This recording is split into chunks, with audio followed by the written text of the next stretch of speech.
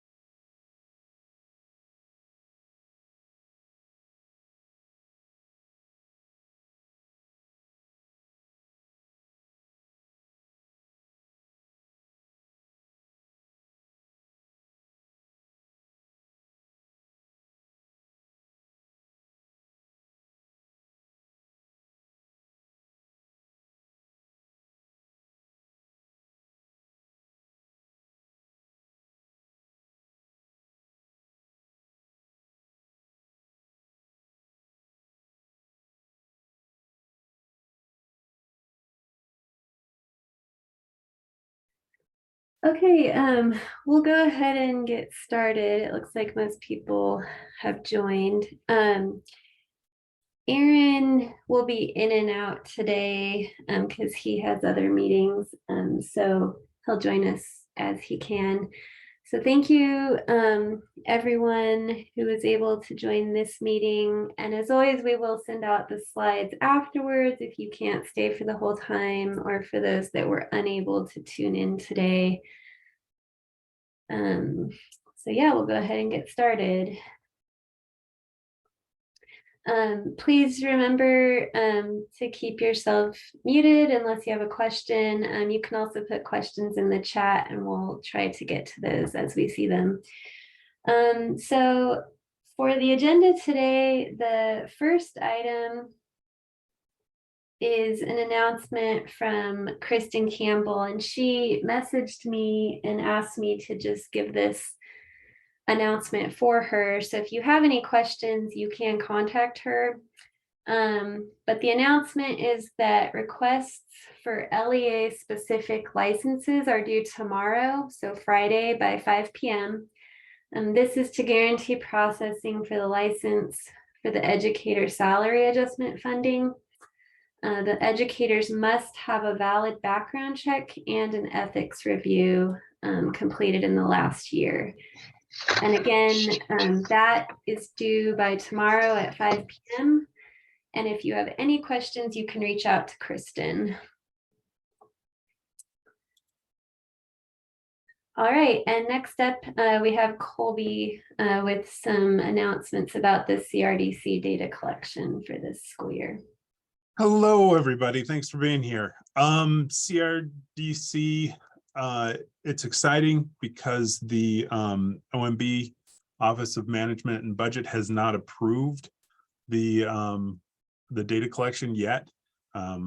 Their process, they leave it open for 60 days for public comment, and then it goes away. And they rework some of it, and then they open it up again for another 30 days. They're still in that process, so it has not been approved yet.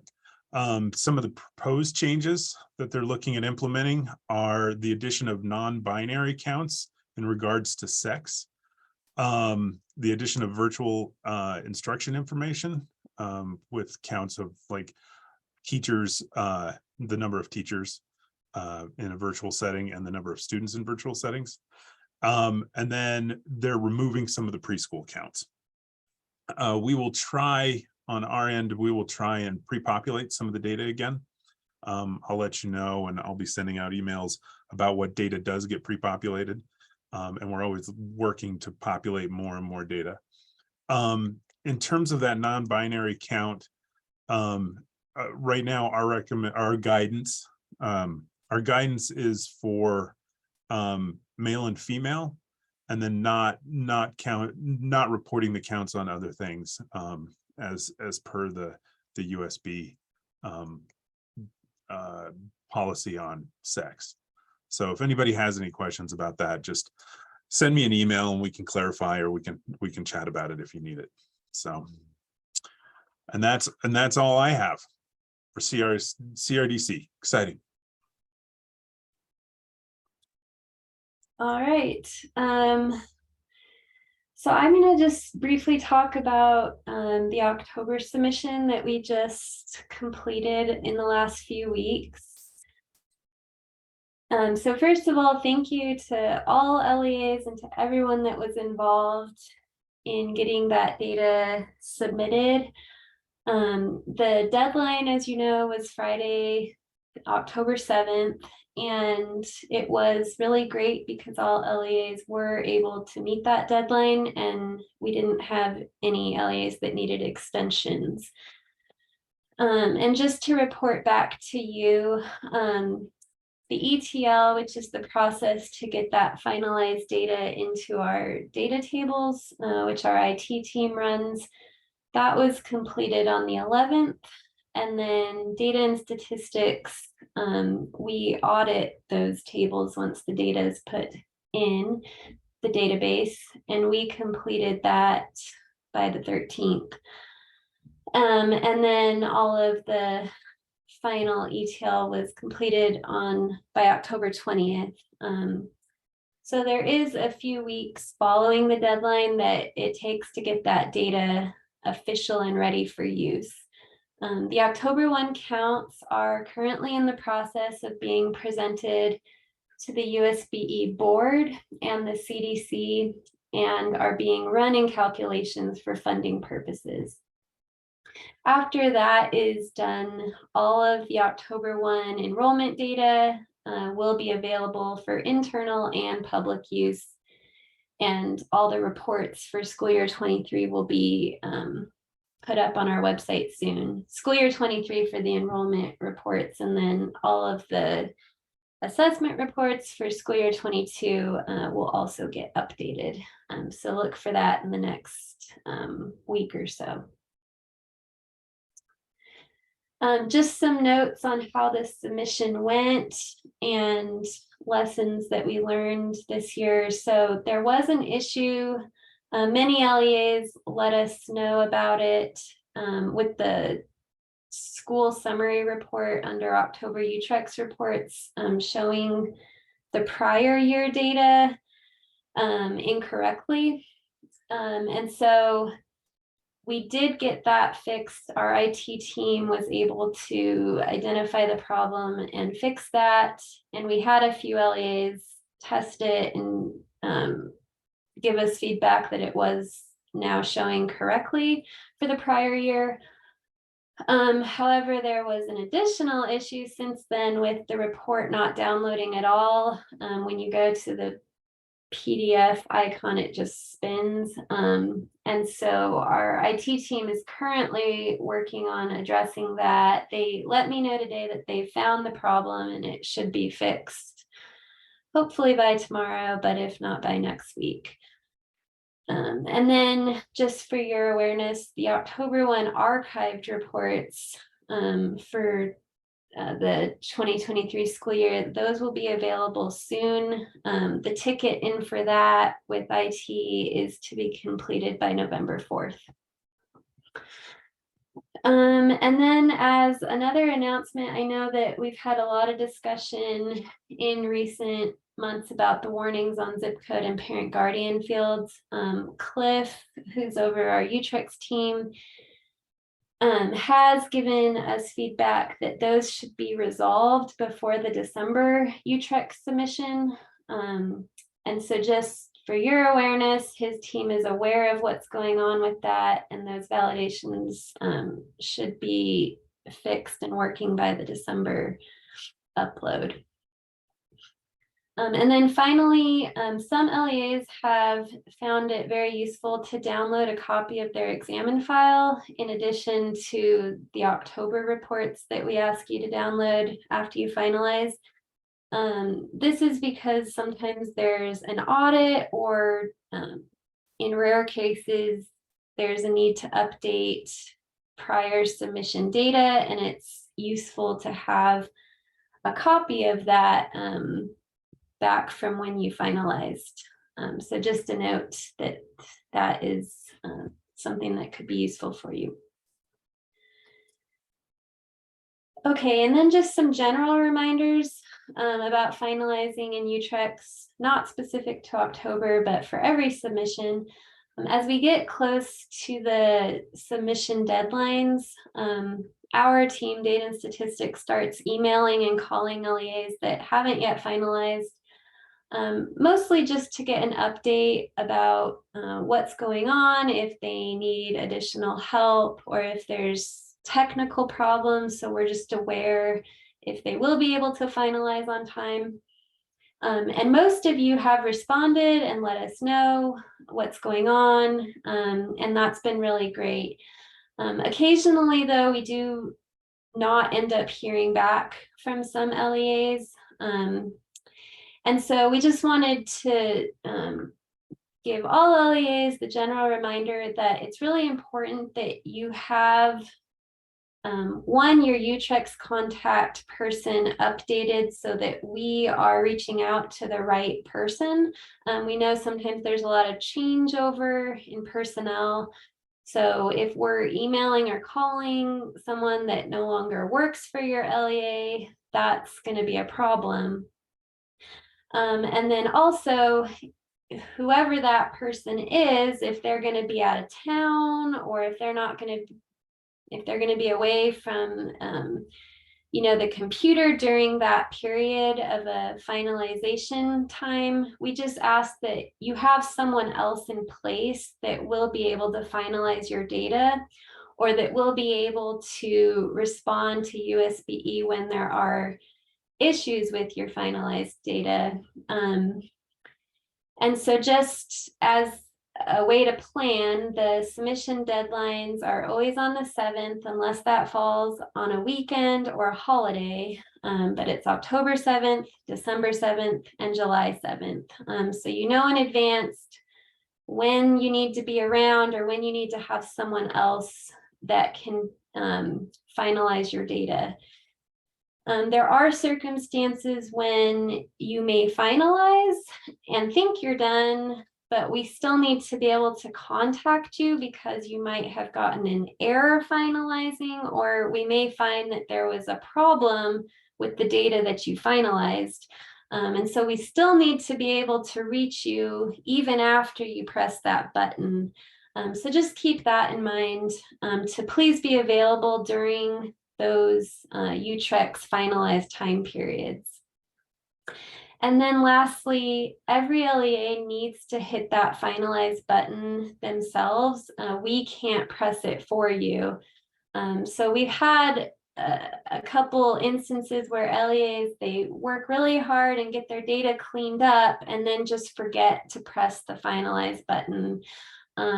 Even when that happens, we cannot press it for you. It's your stamp of approval that your data is accurate and being submitted.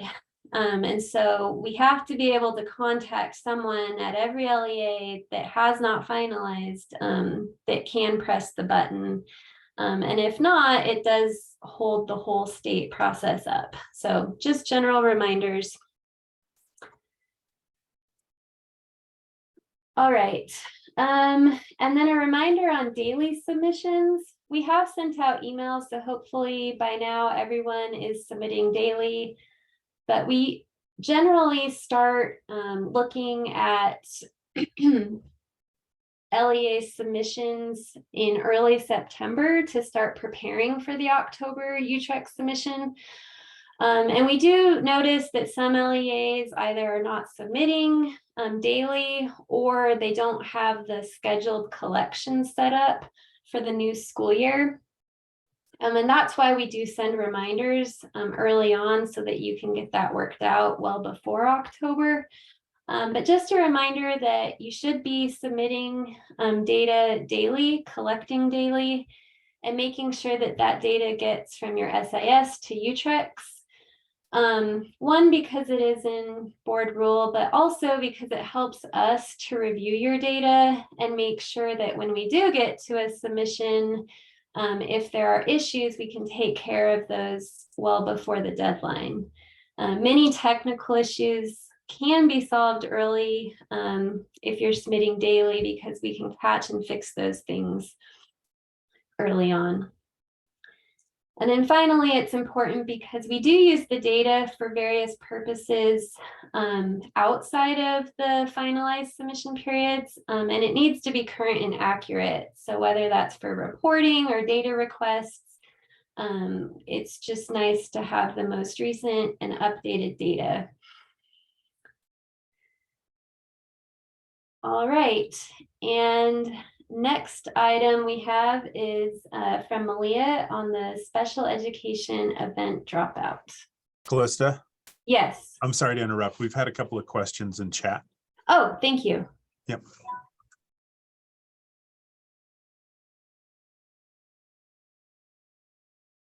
Okay.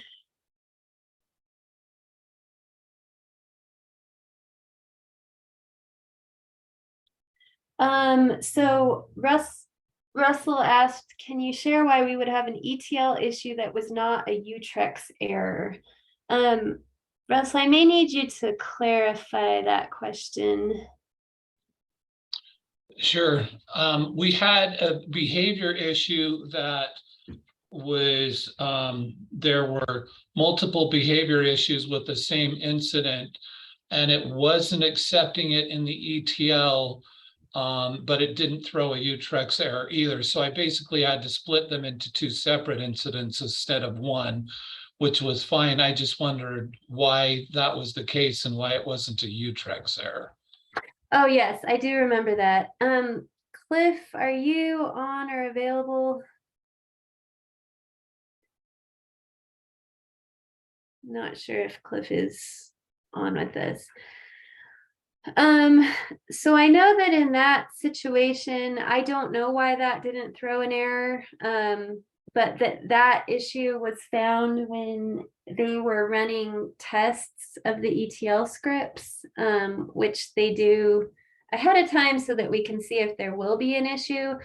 I am not sure why that wouldn't have thrown an error.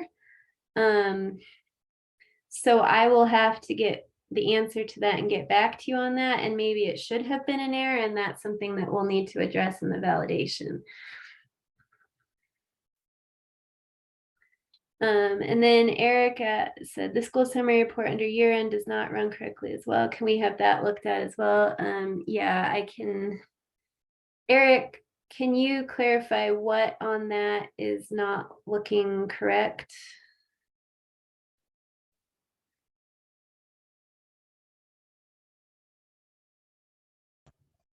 Yeah, with that, it's just everything's blank. There's no data pulling on the report. You get 2 pages, but there's no data. Okay, and are you looking at last year's, or because this year, obviously, we're not at year end yet. I guess then my question is, yes, this year, but my question would be is when would that report start generating data? Because we just have people in our district that run that report to get numbers off of for other things. Okay.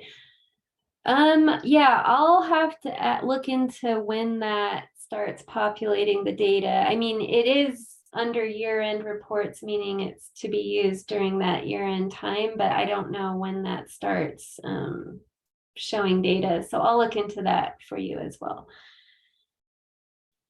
And then some people were having issues with the sound. And then for the zip code guardian field warnings, do we need to have them resolved by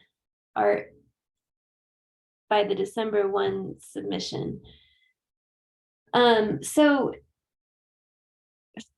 Cliff might have to speak more to this, but from my understanding, there were many cases where those warnings were triggering incorrectly. And so that's what he was talking about, having those fixed so that you're not getting hundreds of warnings. That being said, if it's a warning, that's not going to block a student record. And so in prior submissions, we were telling LEAs that they could not worry about those. But it's also annoying to just have tons of warnings on your report when you haven't necessarily done anything to get those warnings. But if you have an error on those fields, those would need to be cleared. And so it kind of depends on if it's an error or warning that you're getting, and that if you actually should be getting the error, then you would need to enter that data. If it's a warning and you've entered the data correctly and you're still getting the warning, that's what Cliff's team is addressing. So you will no longer be getting those warnings.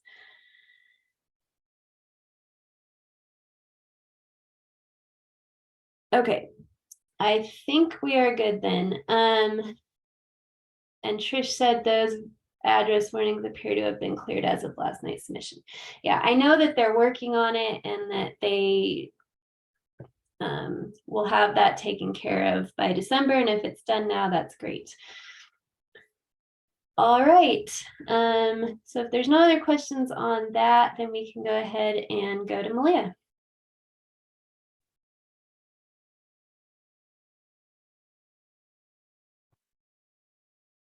So I just wanted to give an update.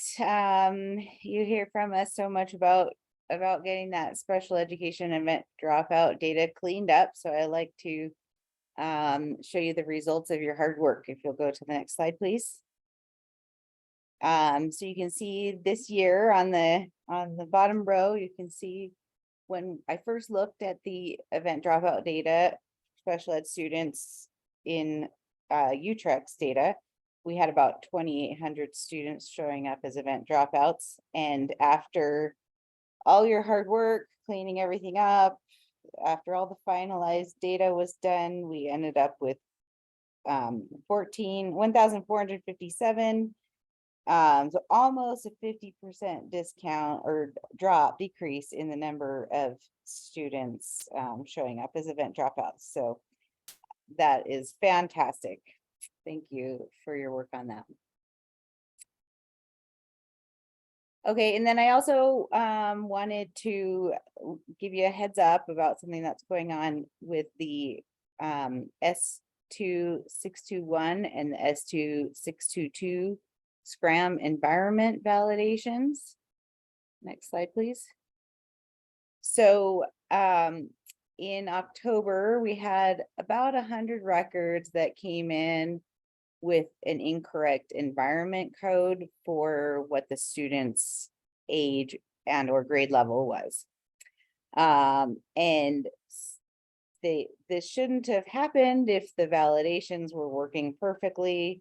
And so the validations need some updating to catch all instances of incorrect environment codes. We're working on fixing those. And in the meantime, if you guys could be hyper vigilant about correcting your environment codes, that would be much appreciated.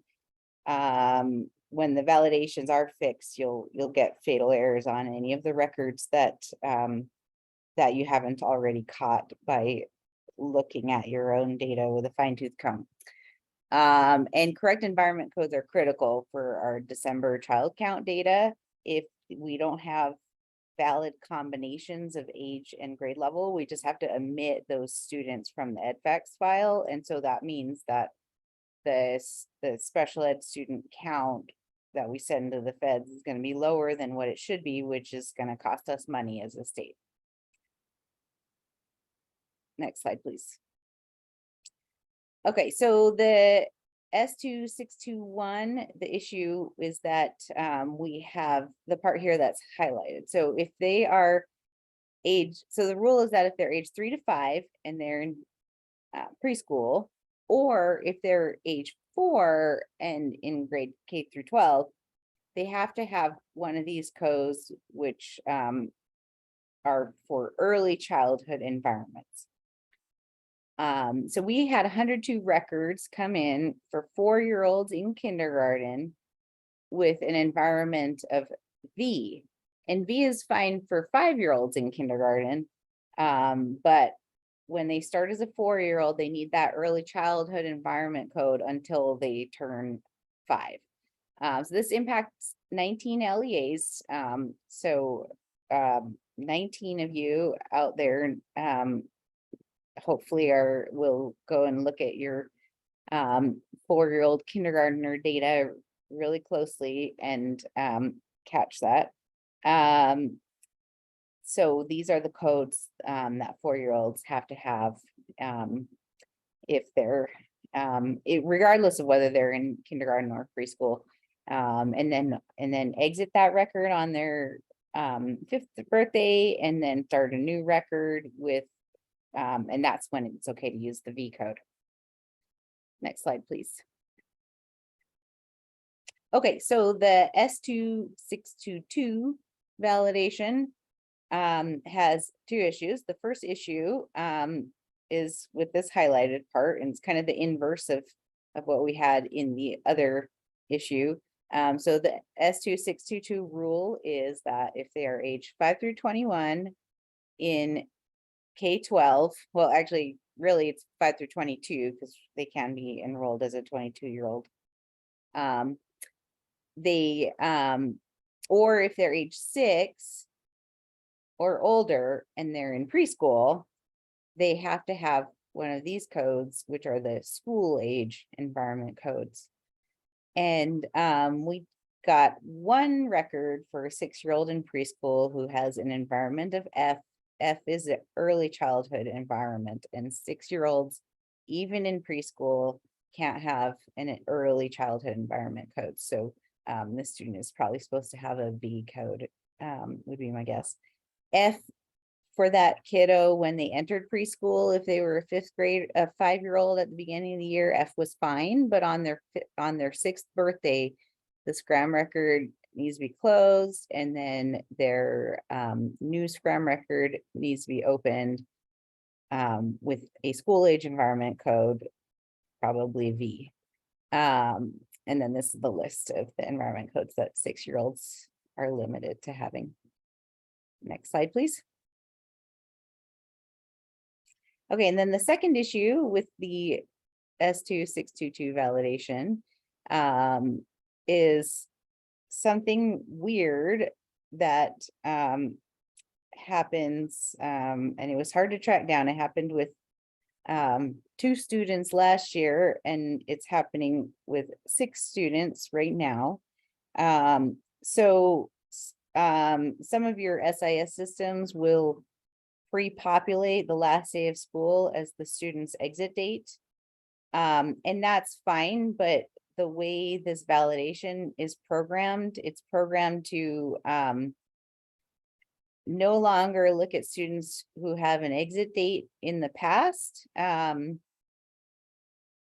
is what it's supposed to do. But it also actually doesn't look at records with an exit date in the future.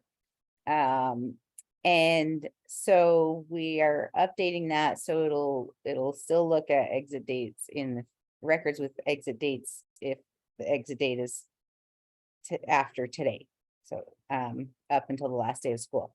And so these are students who are aged 5 through 21 in K-12. So it was 5-year-olds through 13-year-olds.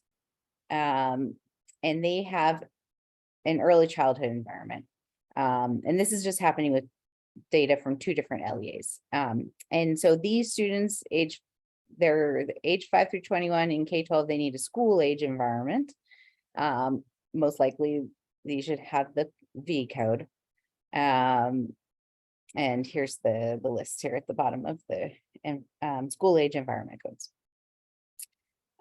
So we'll hopefully be getting this fix here, issue 2, deployed in the next week or 2. Our developers have been working on this one for a little while, because we knew about it a year ago. It's not new. The other 2 issues, issue 1 and 2, we didn't have any of this last year, so I don't know what happened to the validations. But those will probably take a little longer for the developers to get a fix out. So, but hopefully not too close to the December one, when we start looking at data for December 1, because we don't want to be triggering new fatal validation errors right before you're about to finalize. Any questions?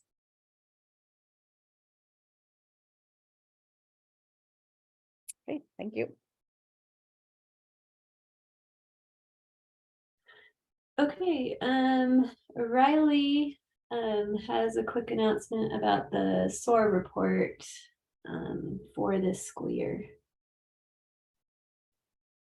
Yes, maybe next slide. Okay, great.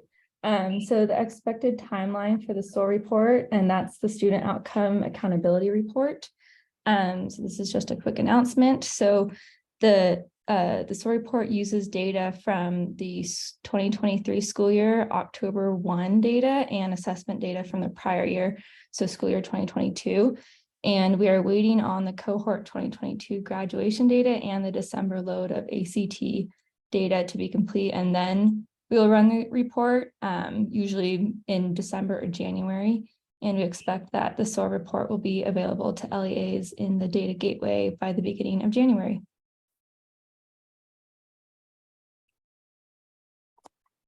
That's it. All right. Any questions on SOAR report? All right, we can go on to the next item. So next we have some announcements about the graduation rate for the 2022 cohort. So David. Hey everybody, so as you can see, we have not as yet been able to run the 2022 cohort for the final rate yet. We were waiting on a few historical updates. Usually we run it right after the October 1 is ready to use, and it wasn't available until last week of October. We also had a lot of late historical update requests that were sent in that we needed to complete before we ran the update. So those have been, they've been working on those. Just as a reminder, please send in all of the historical update requests that you may have at least 2 weeks prior to the submission when possible. And it's really important that we get these in specifically so we can run the graduation rate. It holds up that process. Review all of your historical update requests that should be submitted, or S1X updates, because it takes time to review them, and then even if they were declined. All right, next slide. So once the graduation rates have been run, which we should be doing soon, and audited by us, we will have IT update the graduation rate preview report, and also be sending out a new file through Move It, so you can review that data. And then the graduation rate, the final, will be published to the website in December. And I think that's all. Any questions on graduation rate for 2022?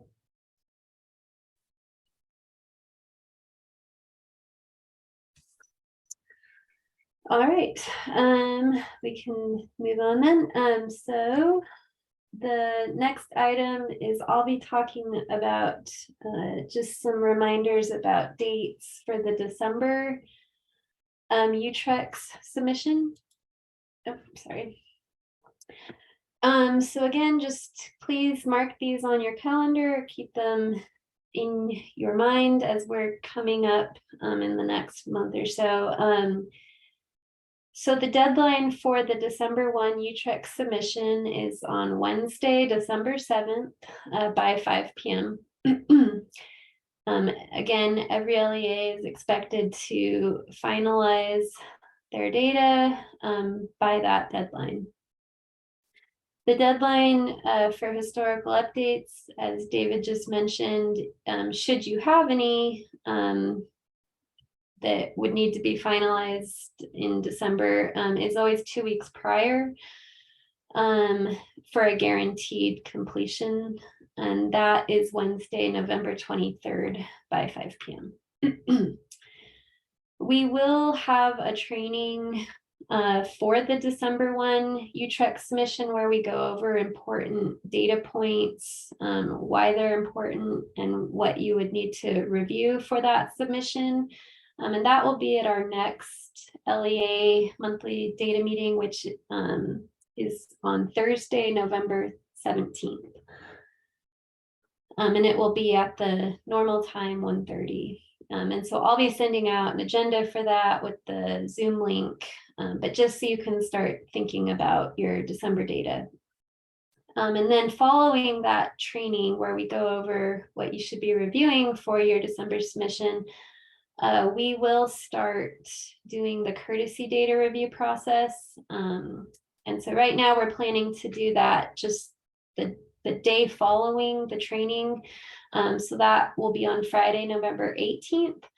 And then the goal would be to have all of the courtesy data reviews sent out before Thanksgiving. So that should give you a few weeks before the finalized deadline. And then the finalizer will be turned on that following week after Thanksgiving on December 1st. And I will send out an email as that becomes more concrete. But I did verify with Cliff's team that the finalizer, the goal is to have that turned on by the 1st. And again, you have up until the 7th to get your data finalized. So any questions on that? I believe that was all I had. Again, we'll be talking about the specific data points for December in our next monthly meeting. So. All right. I believe that is all we have for today. So it was a shorter meeting. Do we have any questions related to this or anything else?